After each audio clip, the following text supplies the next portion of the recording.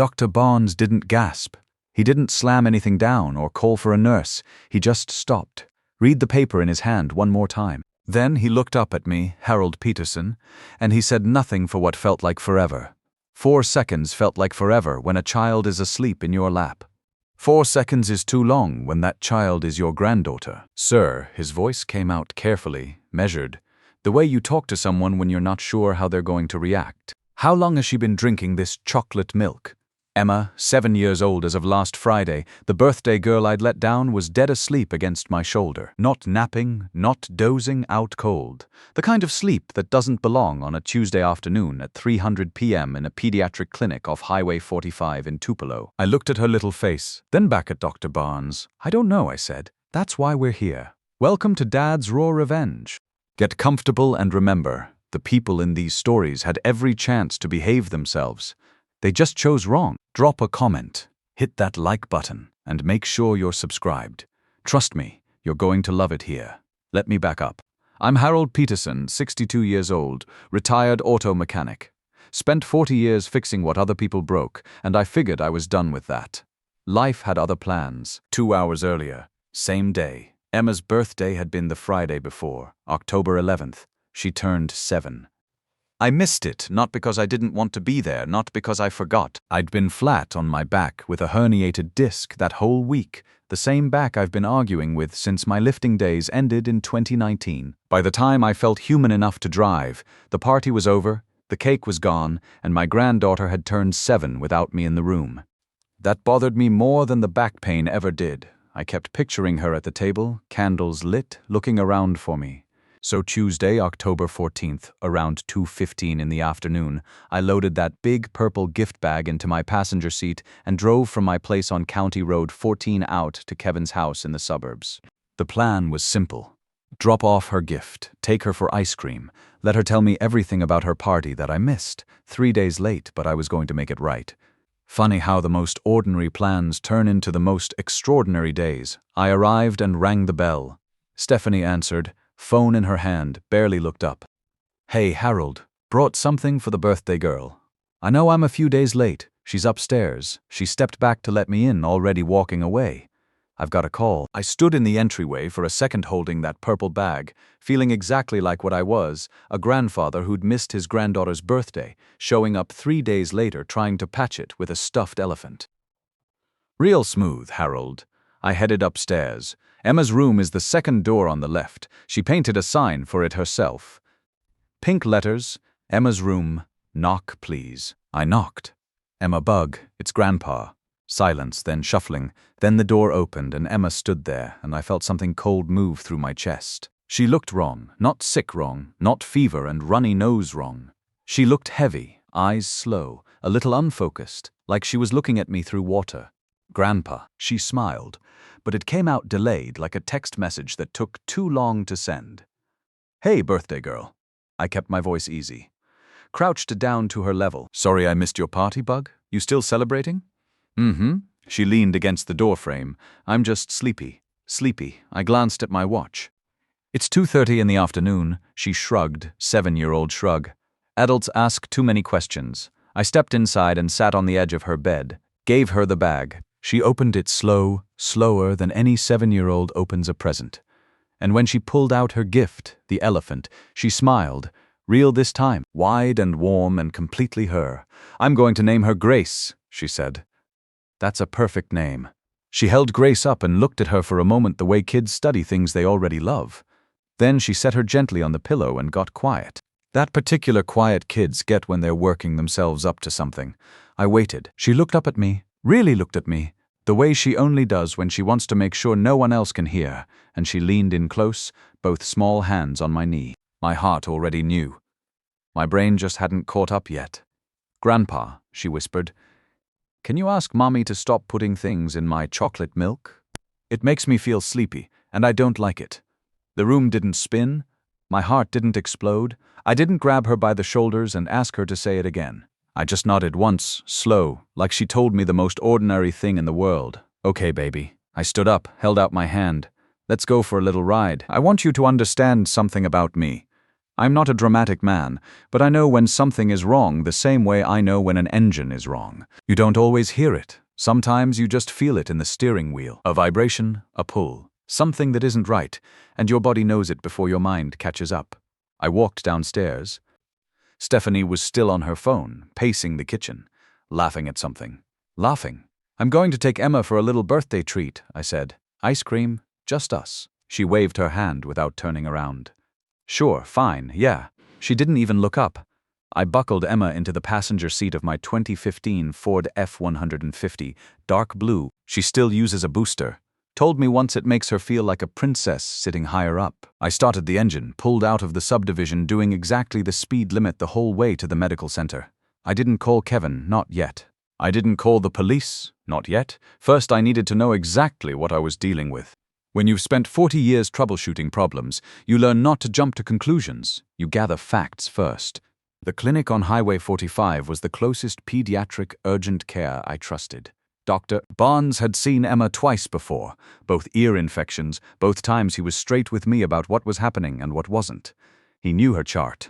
More importantly, he didn't talk down to people. I walked in, told the front desk it was urgent, and when they called us back, I sat down across from Dr. Barnes and told him exactly what Emma had said, word for word. The whisper, the sleepy eyes, the way she'd moved slow all afternoon, like she was underwater. He didn't dismiss me, didn't give me the "oh grandpa's overthinking it" look that I was half expecting. He looked at Emma, who was sitting on the exam table eating crackers from a paper cup like this was the most normal Tuesday of her life, and he ordered a full urine panel, tox screen, everything. "We'll have something in about 40 minutes, he said. We waited. At the 30-minute mark, Emma climbed off the table, curled up against my arm in the chair, and fell asleep. Just went out, like someone flipped a switch. I sat very still and I stared at the wall, and I thought about Emma standing in that doorway, slow-eyed, leaning like she needed the doorframe to hold her up. I thought about the fact that I almost didn't come today, that I almost waited until the weekend. What if I'd waited until the weekend? The door opened. Dr. Barnes walked back in. He was holding the results sheet. He looked at it, then he looked at me, and he stopped. 4 full seconds, I counted. "Then, sir, how long has she been drinking this chocolate milk?" "What's in it?" I asked. He sat down, turned the paper around so I could read it myself. Diphenhydramine. You might know it better as Benadryl, children's allergy medicine. Perfectly safe at the right dose for the right reasons. But the results showed concentrations, his exact words, consistent with repeated intentional administration over an extended period. Not an accident, not once. Repeated, intentional, extended. I read that line 3 times. Then I folded my hands on my knee and I breathed in through my nose and out through my mouth. Same technique I used when a customer brought me a transmission that was completely shot but wanted to argue about the diagnosis. "Is her mother home right now?" Dr. Barnes asked quietly. "Yes, Mr. Peterson, I'm legally required to report this. I know." I met his eyes. "Give me 24 hours, please." He studied me for a long moment. Whatever he saw must have told him something, that I wasn't going to go off half-cocked, that I wasn't going to walk into that house in the suburbs and burn it down with my bare hands, even though every single part of me wanted to. "Tomorrow morning," he said finally, 8 a.m. If I haven't heard from you by then, I make the call myself. Understood. We shook hands. I carried Emma to my truck, buckled her in, started the engine. Grace, the elephant, was tucked under her arm. The drive back took 19 minutes. I know because I counted every one of them. Emma slept the whole way, mouth slightly open, breathing steady. One small hand wrapped around that stuffed elephant, like even in sleep she knew to hold on to something good. I didn't call anyone. I drove exactly the speed limit, and I let the silence do what silence does best. It organized everything. I thought about the purple bag, the 3 days I'd spent feeling guilty about missing a birthday party, when the whole time, right under my nose, something far worse than a missed birthday had been happening to my granddaughter in that house. I'd spent 40 years rebuilding broken engines. I knew that when the damage runs deep enough, you don't fix it with noise, you fix it with precision. And I was just getting started. The hardest thing about discovering a betrayal isn't the anger. It's the inventory. Going back through every moment you dismissed, every detail you rationalized, every quiet alarm you turned off because you trusted the wrong person. I didn't sleep that night, not because I was falling apart. Harold Peterson does not fall apart. I sat in my living room with the lamp on low, a cup of coffee going cold on the side table, and I thought methodically, the way I used to think through a rebuild. What do I know? What do I need to know? And what's the right sequence to find it out? What I knew: my granddaughter had been drugged repeatedly in her own home by someone who was supposed to protect her. What I didn't know yet: how long, how deep, and most importantly, why. The why was the part that kept me up. In my experience, people don't do evil things for no reason. They do them because they want something, or because something's in their way. Emma was in someone's way. If you've been listening for a while, do us one quick favor. Subscribe. A lot of people watch without ever doing it, but it costs you nothing, and it means everything to us. Hit the like button while you're at it, and drop your thoughts in the comments. Wednesday, October 15th, 6:47 a.m. I called Kevin, not to tell him everything, not yet. I needed to hear his voice first. Needed to take his temperature before I handed him something that was going to rearrange his entire life. He picked up on the second ring. Already sounded like he'd been up for hours. Kevin's always been an early riser. Got that from me. Hey, Dad, everything okay? Everything's fine, son. Hey, how's Emma been lately? You notice anything different about her? Pause. The kind that means he's actually thinking about it, not just being polite. She's been sleeping a lot, actually. Stephanie said she's probably in a growth spurt. Another pause. Why? Growth spurt? I kept my voice easy. No reason. Just missed her birthday. Been thinking about her. Hey, would it be all right if she came and stayed with me for a week or two? Little grandpa time. I feel bad about missing the party. I could practically hear him smile through the phone. Dad, she would love that. Let me talk to Stephanie. Appreciate it, son. I hung up and sat with that for a minute. Growth spurt. Kevin had looked his daughter in the face, slow eyes, heavy limbs, sleeping all the time, and filed it under growth spurt because his wife told him to. That's not a bad father. That's a blindfolded one. There's a difference. I needed to remember that by 9 a.m. I had an appointment with a family attorney named George Mitchell, a man I'd been referred to years back during my divorce and never forgotten. Just a man who knew the law and didn't waste words. I walked in and laid everything on his desk. The clinic visit, Dr. Barnes' report, the tox screen results I'd photographed with my phone. George put on his reading glasses and didn't say a word for 3 full minutes. Then he looked up. Harold, you understand what this is? I do. Child endangerment, possibly aggravated, depending on duration and intent. He took his glasses off. Who else knows? You, the doctor? Me, Kevin? Not yet. He nodded slowly. Smart. Before you tell him you want documentation he can't dismiss, because when a man hears something like this about his wife, his first instinct is denial. You want the evidence so airtight that denial isn't an option. He was right. He was absolutely right. I'd seen it in the shop plenty of times. Customer brings in a car, you tell them the transmission's shot. First thing they do is argue. Same transmission, same problem. But they'd rather argue than accept the diagnosis. What do I need? I asked. Medical records in your possession. Pharmacy records if you can trace them, a timeline and eyes on the house. He slid a card across the desk before I could even ask. Carl Williams, private investigations, Tupelo and surrounding areas. He's thorough and he's quiet. I pocketed the card. One more thing, George said, leaning forward. When Kevin calls you back about Emma staying, say yes immediately and get her out of that house. Today, if possible. Already planned on it. He almost smiled. You've done this before. No, I said, but I've rebuilt a lot of broken things. First step is always the same. Stop the damage from getting worse. Kevin called back at 11:23 a.m. Stephanie's totally fine with it. Said it might be good for Emma to get some fresh air, change of scenery. He laughed a little. I think she called it a bonding opportunity. Bonding opportunity. She'd handed my granddaughter over without blinking. Didn't ask how long. Didn't ask what we'd be doing. Didn't even get on the phone to say goodbye. Filed that away too. I'll pick her up this afternoon, I said. I pulled up to Kevin's house at 2 p.m. sharp. Emma was standing at the door with a backpack and Grace tucked under her arm. Stephanie was somewhere in the back of the house, didn't come to the door. I buckled Emma in. She looked better than yesterday, a little brighter, a little more present. One night without the chocolate milk, maybe, or maybe just being away from that house already.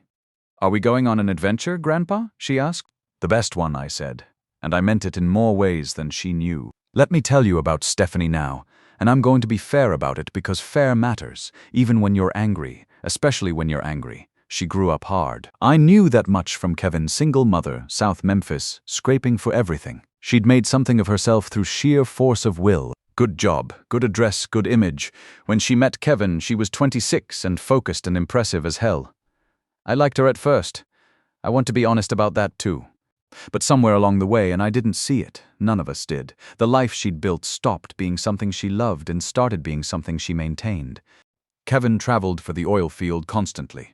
Emma was loud and bright and demanding in the way that only truly alive children are, and Stephanie was somewhere in that house feeling like the walls were closing in. I'm not saying that justifies a single thing she did. I'm saying I understand the difference between evil and desperate, and I've learned that desperate people do evil things too. What I didn't know yet, what Carl Williams was about to show me, was exactly how desperate she'd gotten.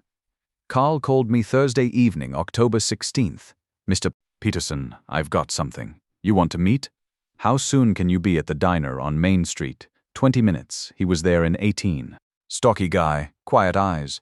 The kind of man you'd never notice in a crowd, which I imagine is the whole point. He ordered coffee, slid a manila folder across the table. I opened it. Photos, clean, time-stamped, unambiguous. Stephanie and a man I'd never seen before. Tall, well-dressed, the kind of easy confidence that comes from never having had to work too hard for anything. Hotel receipts from the Hampton Inn downtown, a second one from a place across town, timestamps that lined up and I checked.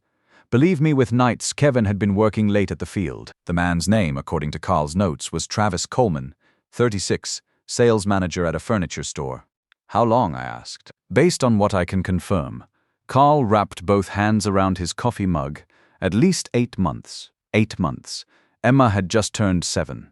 I did the math and I didn't like where it landed. The kid? I said. Carl looked at me steady. There's no indication of that, but the timeline of the drugging, he paused, chose his next words carefully, appears to coincide with when the relationship became more frequent. She'd needed more time. Emma was always there, always needing attention, always interrupting, so she'd put her to sleep. Simple as that. I closed the folder. I sat with that for a long time. Carl didn't rush me, didn't say anything, just drank his coffee and let me be a grandfather sitting with something no grandfather should ever have to sit with. She hadn't done it out of cruelty. She'd done it out of convenience. And somehow that was worse. What does Travis Coleman know? I asked finally. Carl set his mug down. That's the thing. He knows about Emma. He's been told she's a difficult kid, hyperactive, needs to be managed. He paused. He's never asked a follow-up question, coward. 2 of them. 2 adults making choices that affected a 7-year-old girl, and neither one of them had looked at her directly and asked a single question worth asking. And then there was Kevin, my son, working 12-hour shifts in the oil field, trusting completely, missing everything. I paid for the coffee, stood up, tucked the folder under my arm. Carl, I'm going to need everything documented. Dates, times, locations, airtight. Already working on it, he said. Good man. I drove home on Main Street with the windows down. October in Mississippi has its own smell. Something between cut grass and coming cold, that last breath of warmth before the season turns. Emma was at my house, asleep in the guest room. The real kind of sleep this time, natural, safe. Grace the elephant on the pillow next to her. I stood in the doorway and watched her breathe for a moment. Then I went to the kitchen table and I opened my notebook, the same one I used to use for engine logs, and I started writing. Dates, observations, everything Dr. Barnes had told me, everything Carl had just handed me. Every piece of it, in order, in my own hand. When you're rebuilding an engine, documentation matters. You write down what you take apart and in what order, so when it comes time to put it back together, you don't miss anything. Same principle applies here. I called George Mitchell and left a message. We're ready to move. Then I picked up the phone and called my son, not to tell him everything, not tonight, just to say, Kevin, I need you to come home. Kevin showed up Friday evening, October 17th, around 6:30 p.m. He pulled into my driveway in that black Silverado he loves and walked up to the door looking like a man who thought he'd been called home for dinner. Relaxed, unbothered, jacket over one arm. He had no idea. Emma was already asleep in the back bedroom. I'd made sure of that. What was about to happen at this table was not for 7-year-old ears. Not tonight, not ever, if I could help it. I'd cooked pot roast, cornbread, mashed potatoes. The same meal I made for Kevin every time life handed him something hard. When he wrecked his first car at 17. When his first serious girlfriend broke up with him at 20. When he got laid off from the plant at 28. He didn't know it was a ritual. I'd never told him, but I'd done it every single time. Some things you do without explanation, you just do them. He came in, hugged me, looked around. Something smells good. Where's Emma? Asleep already. She's been doing better, getting her color back. He smiled. Good, she needed this. He sat down at the table. So, what's going on, Dad? You sounded different on the phone. Eat first, I said. He gave me a look, the same look he's been giving me since he was 12, the one that says you're being weird, but he picked up his fork. We ate. I let him finish. I let him have the cornbread and the second helping and the glass of sweet tea. I let him be comfortable one last time before I changed his life. Then I stood up, went to the counter, and I put 3 things on the table in front of him. The medical report, the pharmacy records George had helped me trace, Carl's folder. I sat back down and I didn't say a single word. Let the evidence do the talking, Harold. You taught him that. Kevin looked at me, then at the papers. He picked up the medical report first, slowly, the way you pick something up when you're not sure you want to know what it is. He read it. I watched his face. It didn't explode, didn't crumble, it just went still, the way a pond goes still right before something breaks the surface. He set it down, picked up the pharmacy records. Read those too. Set them down. Then he opened Carl's folder. The photos were on top. He closed it after the first 2. The kitchen was so quiet I could hear the refrigerator humming. Then Kevin stood up, very slowly, very controlled, and he said, "Excuse me for a minute." And he walked down the hallway to the bathroom and he closed the door. I sat at that table and I waited. Take your time, son. Take all the time you need. He was in there for a long time. Long enough that I refilled my own glass of tea. Long enough that the kitchen clock ticked through 7 full minutes. When he came back, his eyes were red, but his voice was steady. He sat down, looked at the folder without touching it. Then he asked, "Does Emma know what was in the chocolate milk?" "No," I said. "She just knows it made her sleepy. And she didn't like it." He nodded once, slow. "Good." His jaw tightened. "She doesn't need to know more than that yet." And right there, right in that moment, I saw my son clearly. Not the blindfolded husband, not the man who'd filed away his daughter's slow eyes under growth spurt and gone back to his work. The father, the real one, underneath all the long hours and the trust he'd extended to the wrong person. He was still in there. He just needed someone to hand him the truth. "How long have you known?" he asked. "Since Tuesday," he looked up. "You've been sitting on this since Tuesday. I needed it airtight before I brought it to you. Didn't want to hand you something you could talk yourself out of." He was quiet for a moment. Then, and I wasn't expecting this, he let out a short breath that was almost a laugh. "You rebuilt the whole engine before you showed me the damage." "Force of habit," I said. He looked at the folder one more time. Then he pushed it to the side and pulled out his phone. "I need George Mitchell's number," he said. "That's my son." Kevin didn't confront Stephanie that night or Saturday.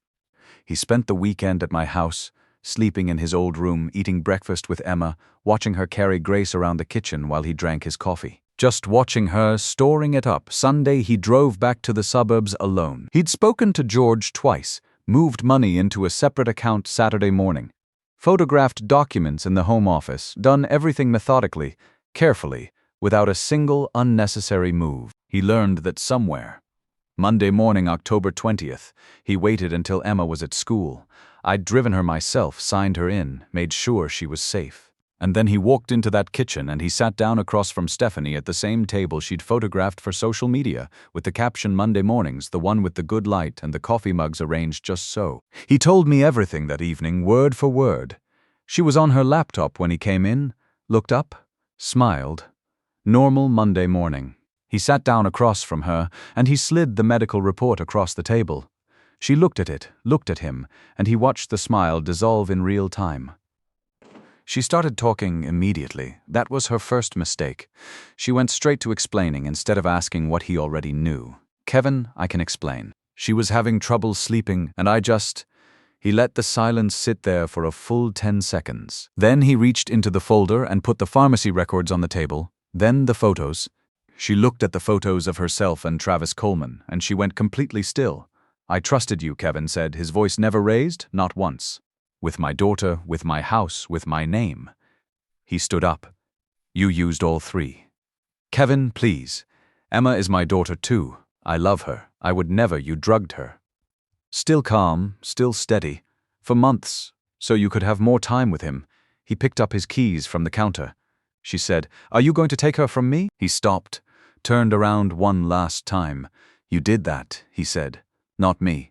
And he walked out. I want to tell you how it ended. Not the dramatic version, the real version, because real justice doesn't come with a soundtrack. It comes with paperwork and court dates and a whole lot of waiting. But it comes. Full custody awarded to Kevin, 45 days after he walked out that door. Stephanie's attorney tried to argue stress, mental health, extenuating circumstances. George Mitchell put Dr. Barnes on the record, put the talk screen in front of the judge, put the pharmacy records, 8 months of purchases, traced and documented, on the table. The judge didn't need long. Supervised visitation only, pending a full CPS investigation. Child endangerment charges filed by the DA. Travis Coleman, when investigators contacted him, cooperated immediately and completely. Gave them everything: dates, locations, conversations. Handed Stephanie over without a second thought to protect himself. The coward served justice one final time. The house in the suburbs sold in a divorce settlement that left Stephanie with considerably less than the life she'd curated so carefully. The Instagram page went quiet. The seasonal wreaths stopped changing. The stone mailbox belonged to someone else by December. Not with an explosion, not with a scene, with paperwork. That's how real things end. Emma lives with Kevin now, and every other weekend she stays with me. We go fishing on Saturday mornings, and she tells me about school and her friends and her plans to be a veterinarian when she grows up. Sometimes she still sleeps with Grace the elephant. Not because she's scared anymore, but because Grace is family now, and family protects family. That's how Peterson men do things. Always have, always will. Let me tell you something about protecting what matters. You don't do it with your fists or your temper. You do it with your head, with patience, with the kind of methodical approach that builds cases instead of burning bridges. When someone you love is in danger, your first instinct might be to tear the world apart with your bare hands. But that's not how you win. That's how you lose everything that matters while the guilty walk free. Take the time to do it right. Gather your evidence. Build your case. Trust the system when you give it something it can't ignore. And remember, the strongest revenge isn't getting even. It's making sure they can never hurt anyone like that again. If you enjoyed this story, hit that like button and subscribe for more real stories about family, justice, and doing what's right. And as always, thank you for being part of Dad's Raw Revenge.